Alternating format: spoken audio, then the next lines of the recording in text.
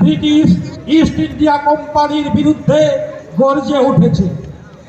আজ ভারতবর্ষের স্বাধীনতা সংগ্রামে সর্বশ্রেষ্ঠ বেদ মন্ত্র বন্দে মাতরম গানে সার্ধ শতবর্ষের প্রাক্কালে পুরুলিয়া MM হাই স্কুলের নিবেদিত নাটক জাগরণ মঞ্চস্থ হতে চলেছে।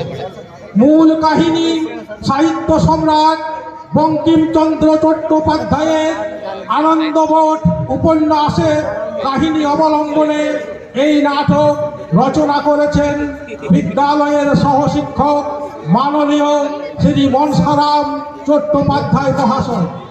বিদ্যালয়ের তরফ থেকে তাকে আমরা অসংখ্য ধন্যবাদ জানাই। শুরু হচ্ছে নাটক জাগরণ।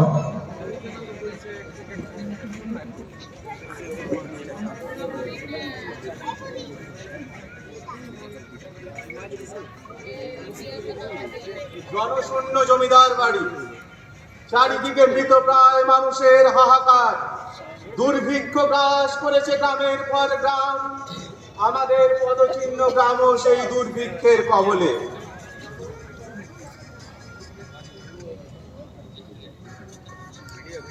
গত 2 বছর ভালো করে বৃষ্টি হয়নি, আর এদিকে নিষ্ঠুর ইস্ট ইন্ডিয়া কোম্পানি রাজস্ব আদায় জোর করে করেই চলেছে।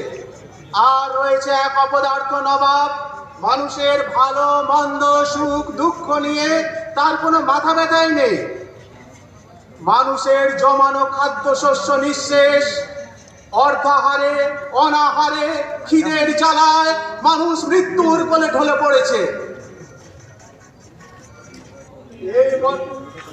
এই মন্বন্তরের করাল গ্রাস থেকে কিভাবে রক্ষা পাবো কল্যাণী? সন্তানের প্রাণ মুখ আর যে সহ্য হয় না, এভাবে তো আর চলতে পারে না। এমন পরিস্থিতিতে বাঁচার কোনো আশা খুঁজে পাচ্ছি না।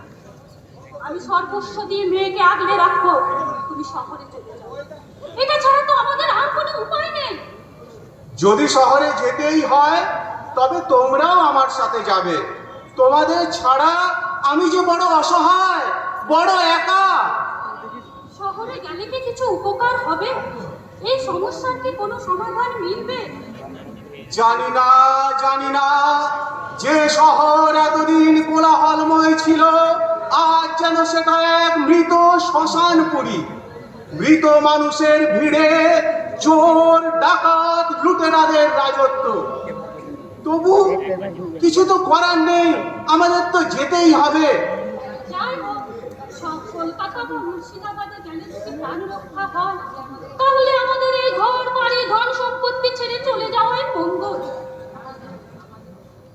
আমাদের পূর্বপুরুষদের এই ভিটে বাড়ি জমি জমা সম্পত্তি সব ছেড়ে চলে যেতে হবে।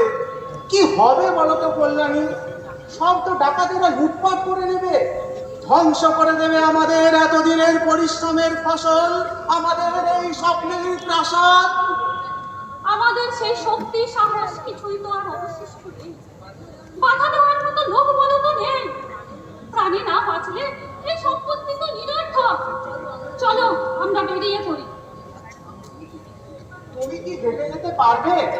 চাকর বাকর দাস দাসী বেয়ারা সবাই তো মারা গেছে। গরু আছে কিন্তু গাড়োয়ান নেই।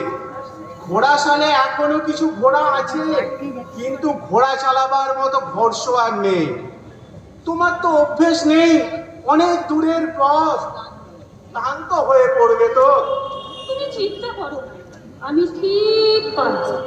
আর যদি না পারি, না হলে কোথায় পড়ে পড়বো, তবু তো তোমরা দুজন বাঁচবে। ও কথা বলো না কল্যাণী, আমার যে বড় ভয় করে। তোমাদের ছাড়া একা একা বেঁচে থাকার কথা আমি স্বপ্নেও ভাবতে পারি না। চলো আমরা সবাই মিলেই শহরে যাই। আমি তাহলে সুকুমারীকে নিয়ে আসি। কিছু প্রয়োজনীয় জিনিসপত্র নিয়ে নিও। পিতৃপুরুষের এই ভিটে বাড়ি ছেড়ে আজ এক অজানা পথে পাড়ি দিতে হবে। আমার শৈশব কৈশোরের স্মৃতিমাখায় বাড়ি ত্যাগ করতে হবে ভাবলেই মনটা হাহাকার করে উঠছে। কিন্তু এছাড়া দ্বিতীয় পথই বা কি আছে? জনশূন্য এই শ্মশান পুরীতে না আছে মানুষ, না আছে খাদ্যের সংস্থান। আমাদেরও ভবিষ্যতে কি আছে কে জানে। খাবারের অভাবে এখন সবাই ডাকাত, যে যা পাচ্ছে লুট করছে। তার সাথে আছে ওই বর্বর ইংরেজদের অত্যাচার, আর বনের হিংস্র পশু তারা তো আছেই। जीत के लिए जीत के लिए जीत के लिए হে জগদীশ্বর, এই অন্ধকার এই পথে অন্ধকার পথে তুমি আমাদের আলো দেখাও প্রভু। চলো, দিনের আলো থাকতে থাকতে আমরা বেরিয়ে পড়ি।